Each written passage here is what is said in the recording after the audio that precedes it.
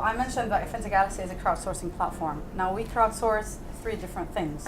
Number 1, we run hackathons and innovation challenges. So we go work with banks, come up with innovation challenges, and then we invite startups to compete and find solutions for these innovation challenges. That could be, using artificial intelligence in treasury or anything like that. And then we work with startups in helping them create their own brand and speak at venues and raise funds and do business development. So we work closely with them. And the third thing, which we are launching on October 31st, is actually the talent crowdsourcing. So we're creating a platform where you can go and buy on-demand time from experts. So we are Sarwa, and what we do is we are an online platform for investment advisory. Basically, I don't know if you're familiar with the term robo-advisors, but that's what we do. We're also a hybrid model, so we don't only rely on technology, but we have also the human element, because we believe that this is truly very important, especially in the region. So funding was the second most difficult thing. Did you have problems opening a bank account? Absolutely. Absolutely. So that resonated with us actually when you said that this is one of the first issues that startups face. I'm actually working with the Chamber of Commerce, and this is one of the key issues that we need to address, is how can we make it simple for people to open a bank account, let alone get on to the next level. So name of the company I'm representing is Money Mall.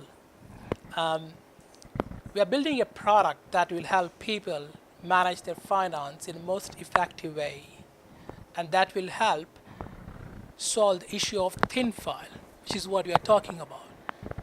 It's not that banks do not want to open a bank account for the consumer, because they cannot make effective underwriting decisions. I'm Saika and I'm from Searchy. We're a talent acquisition platform. We launched earlier this year. And we're utilising artificial intelligence in a big way. We created our own avatar, which will look at microfacial analysis and really make a big impact on the hiring side. Right now we're matching on culture, values and needs and skills, but time and time again employers actually need to change the way they're hiring. That's why they're not finding the people. Brilliant, what an amazing response. It's very interesting, because I review about 300 to 500 startups a year to look at from an investment point of view. Right. The one thing most of them miss, and I've actually heard all 3 of them address here, is that they're talking about regional problems. Because what happens is, if you look at the investment or even the startups that happened, the trend over the last 5 years, a lot of people were setting up what were duplicate businesses. They wanted to be another Uber, they wanted to be another Twitter, they wanted to be another Snapchat, in that like. Mm-hmm. But they never took care of the local demographic or regional issues that would contextualize actual problem solving in.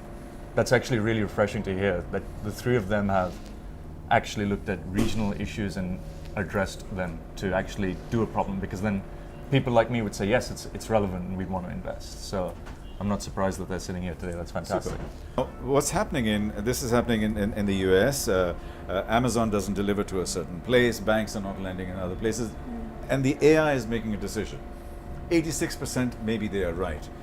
But what about those 14%? And that is where the human element comes in. So, how can you just eliminate that human element? It's a people business. Ultimately, recruitment is a people business. You have to still get a feel for the person in person. What we're doing is cutting down the months. I'm shocked at how long the recruitment process, there's jobs that have been open for a year. Yeah. Right? So we're cutting down that horrible process, where I call it the black hole. It's like the dread, I have to hire this person. It's never I've never met anyone who says, I love recruiting, I love interviewing. It's almost like they like it when they've identified the person. So we're just trying to get there first. So we're utilising artificial intelligence right now at that part. Humans are at the beginning and at the end, right? And we're still not replacing. So when you get a gut feel when you interview someone, you're like, I get a gut feel there's something that's off here. What we're saying is we don't have to think about it. We give you a whole report of thinking style, working relationships, and how they are in the office. Imagine this scenario. We are working on a pilot with the Court of the Future to have AI basically trial people, to give you a verdict, not only to hire or fire, but this is to give you a sentence, whether you go 2 to 3 years to jail or not. Oh wow! So actually speaking about Sarwa, I had email conversations with Mark for more than 2 months until finally I said, please, This is can Mark we meet? Beer, he's head of the... No. Mark. I'm sorry, big one. Mark Shahan. Mark Shahan, he's the co-founder. And I was waiting in the DIFC and waiting for this guy who's taking Sarwa into, and then a kid comes and I was like, sorry, I don't have time for you. I'm waiting for someone called Mark. He's growing a beard now. You're such an ageist. Because I am wired to meet CEOs who are bankers, ties, I don't know, I mean, basically. And then this kid in jeans and Being stereotyped here. in 5 minutes, he stole my heart. Like, the guy is super smart and so human. As much as his product is AI, he's so human. Yeah. We are working on something called hypercloud. Yeah. Hypercloud is basically a virtual influencer. It's a persona that sits on the internet. It doesn't have an actual existence. And you look at it and you feel like it's an actual human being. You follow it on Instagram, it has millions of followers, it's advocates for brands, it has its own, she's a DJ, we have her. Don't teach Briar this one, because she'll we be dangerous with this. It is actually the first virtual influencer after the MENA region, and I think, linking her up with an AI at the end, could help her, be more personal. Let me tell you a story. So I've started using AI, machine learning, NLP, deep learning, you can name it, few years back. And one thing I've learned, if you use the technology in the right portion, at the right place, that's when you get the best value out of it. So we do use machine learning, we use AI and all that fancy jargon, but in a different way. So our product is pretty simple.